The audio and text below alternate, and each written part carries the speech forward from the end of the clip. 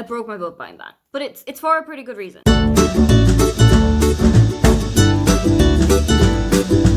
I have seen Words with Kisses a couple of times around the internet. I follow them on Twitter and on Instagram.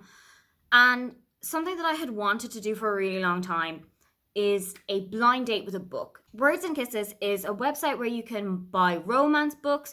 It's a small business. It's based in Leeds in the UK. You can also get subscription boxes from 3 to 12 months, which have either 1 or 2 books in them, some little trinkets as well, and you can get as many books as you want delivered to your door as well from them. Recently, Amy put up a blind book date with 5 options that you could choose from. And this sounded like the kind of thing that I was looking for. So I said, why the hell not? And I went for it. So I chose option 4, which I'm going to read out for you now. Anxious radio producer looking for confidence and career progression via unconventional means with help from new boss. Activities to be kept strictly professional. And it's here. It has arrived. So here it is, the royal unboxing. So the book is... I think there's something else with it as well that I'm not going to look at. The book is wrapped. I love this wrapping paper, by the way. This is really sweet. So here we go. The book is 10 Rules for Faking It by Sophie Sullivan. I've actually heard about this, and I've heard that it's supposed to be really, really good. I am very intrigued. I am definitely going to pick this up in the next couple of days. Let's see what I think about it. Oh, cute. I just went through what she sent. She sent a little bookmark, which is very sweet. It has the Words and Kisses logo on it, and also some cherries, which are very cute. And also a little postcard that I'm going to hang up in my little postcard journal that you can see. And she kind of sent me a little note. So it says, thank you so much for your order, Aoife. Hope you enjoy your blind date with this book. Love, Amy. That's sweet. We love this kind of touch. So you don't get that from Amazon. You get that from a small business. Support small businesses. Much later. It is almost to the day a year since this arrived. In that time, I have moved city, I have moved state, I have started a new job, I've completely set up an entire new life. But I was going through my laptop the other day and found the previous vlog footage for this. Let's see if I can read this. I am incredibly shaky on what the book is like. I've read the back cover. It seems to be about a woman named Everly who is dumped by her cheating boyfriend, and this is broadcast like online, on the radio, something like that. She goes viral and then has to go on a certain amount of dates after that. Who knows? This book may possibly have a plot. There's potential that it has characters. Does it have a setting? Likely so. Time to go and find out, considering this has been a year in the making. I'm going to bring you with me and see if this blind date was actually a success or not.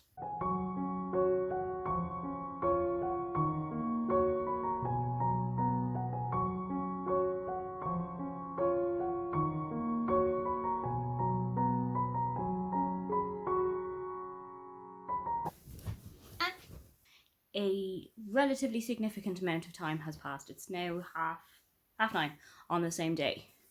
I'm 3 chapters in. The opening chapter of this book can be summed up by the Australian phrase, "We didn't come here to fuck spiders," because everything on the blurb happens within these first 10 pages. So you've got your main character, Everly. It's her 30th birthday. And she walks in on her boyfriend with his personal assistant in bed. Then she heads off to work. She's working in like a local radio, community radio type thing. She's working with her best friend called Stacey. And Stacey is a DJ on the radio station. So Everly comes into the studio and Stacey starts singing happy birthday, and Everly cuts her off and she's like, no, I don't want this happening. I just walked in on my boyfriend in bed with somebody else. This is the worst birthday I have ever had in my entire life. I just want to forget that this day ever existed. The issue is that Stacey has got the mic up. So that has been broadcast to everybody who is listening to the show. And there are some slight repercussions on that. So Everly goes home and decides that she's going to basically try and forget that the day ever happened. But she sits down and puts a list together of 10 things that she wants to accomplish 10 things that she wants to do within the next decade of her life, so that she's not looking back on her 40th birthday and saying, oh, I should have done this, or I should have said that, or whatever. I really like the idea of a list. I love lists in, say, Meg Cabot's books. I absolutely loved lists in The Princess Diaries. I loved the lists in All American Girl. Lists can work really well in books. I'm really apprehensive but excited to see how it works here.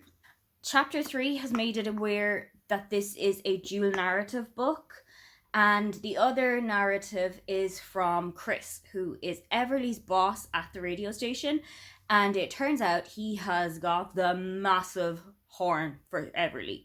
I'm kind of a fan of relationships like that in books. I'm kind of a fan of the co-workers or boss and subordinate or things like that. It's not something that I like in real life for myself, but I like seeing how it's done in books and on film and things like that. So I'm very excited to see how this is going to continue. So far, I am genuinely excited about this book. I'm really enjoying it, but I'm going to keep going and see how we're liking it again so far.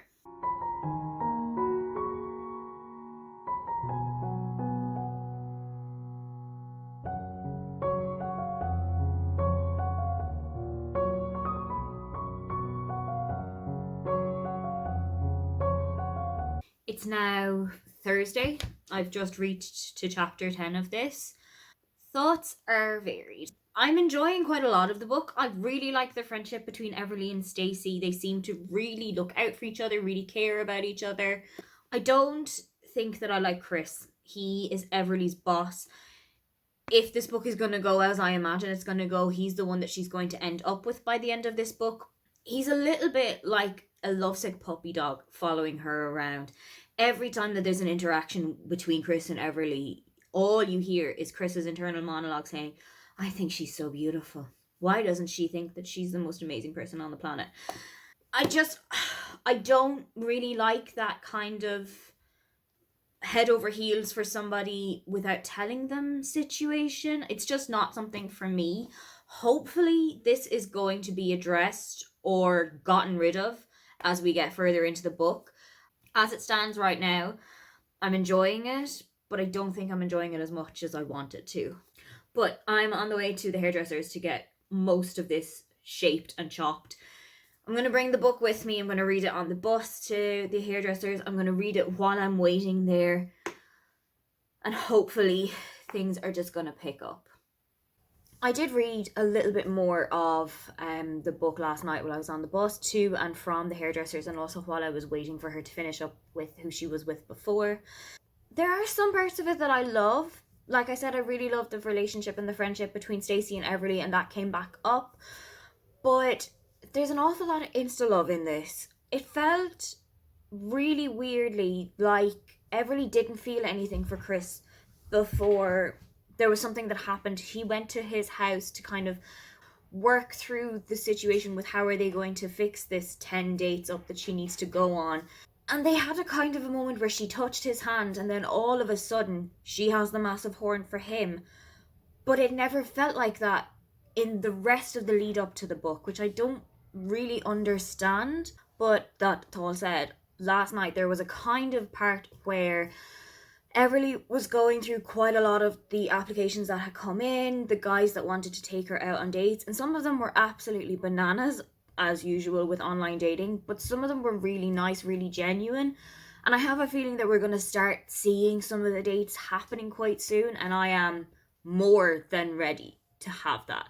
After work today, I'm going to settle down with maybe a glass of wine. I'm going to cook something that I really like having for dinner, a kind of Spanish chicken, rice, Thai thing. I'm going to sit down with a glass of wine, read the book, eat the food, and I'm just going to escape into it for the evening. And hopefully we get on a little bit better. Does anyone else get really panicky when they have a shower for the first time after a haircut and they're just like, I have no idea how to style this. I don't know how to make this as pretty as you made it. I'm going to DNF it. Last night when I was in bed, usually in bed I will pick up my book, I will read through maybe 50 to 60 pages before I fall asleep.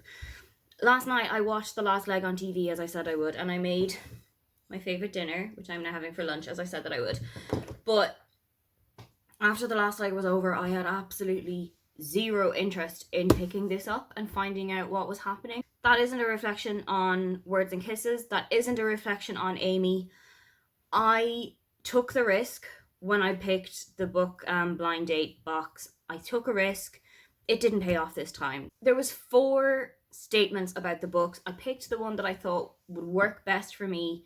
Sadly, it didn't, but that happens. You can't love every book that you read, and everybody reads the same book differently. This is likely going to go into my unhauled section, not the bookmark because that's staying, but somebody is going to pass by the little street library that I'm going to put it into and love it.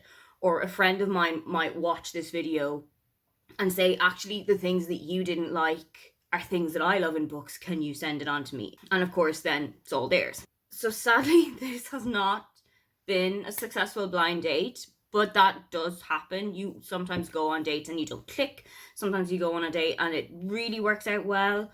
Unfortunately, this one just wasn't a click. If you have made it to this point of the video, and fair fucking play to you if you have, please leave a broken heart emoji if you don't know what to comment. And other than that, I will see you in my next video. Don't forget to like and subscribe because I have new videos up every week. Now, get on out of here.